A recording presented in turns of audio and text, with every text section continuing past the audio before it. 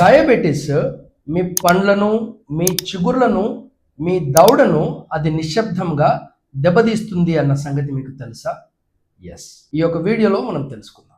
Sugar రక్తంలో ఎక్కువ ఉన్నప్పుడు అది మన నోటిలో ఉన్న బ్యాక్టీరియాను పెంచుతూ ఉంటుంది. మన చిగుర్లకు ఇన్ఫెక్షన్ వచ్చినప్పుడు ఆ ఇన్ఫెక్షన్ నుండి కాపాడుకునే ఆ యొక్క ప్రక్రియను అది నెమ్మదిగా దెబ్బతీస్తుంది. అప్పుడు నోటి లోపట చెడు బ్యాక్టీరియా పెరగడం, మనము బ్రషింగ్ చేస్తూ ఉన్నప్పుడు బ్లీడింగ్ కావడం, ఈ యొక్క బ్లీడింగ్ అయిన తర్వాత అది సిస్టమిక్ సర్క్యులేషన్ అంటే మన శరీరం లోపటికి ఆ యొక్క ఇన్ఫెక్టెడ్ బ్లడ్ కలవడము, ఇవన్నీ ఒక ప్రక్రియగా ఒక సైకిల్ మాదిరిగా మనం చూస్తూ ఉంటాం. అందుకే డయాబెటీస్ ఉన్న వాళ్ళు వారి యొక్క ఓరల్ హెల్త్ అట్మోస్ట్ ఇంపార్టెంట్గా చూస్తూ ఉండాలి.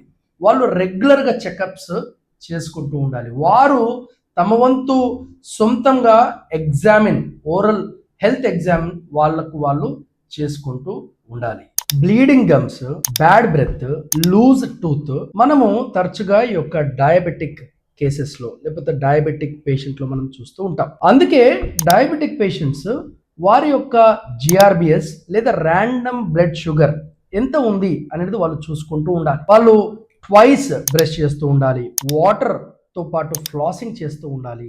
రెగ్యులర్ గా డెంటల్ అపాయింట్మెంట్స్ వాళ్ళు తీసుకొని వారి యొక్క డెంటిస్ట్ వాళ్ళు కలుస్తూ ఉండాలి. ఈ విధంగా డయాబెటిక్ ఉన్న పేషెంట్స్ ఓరల్ హెల్త్ లో జాగ్రత్తలు తీసుకుంటూ ఉండాలి.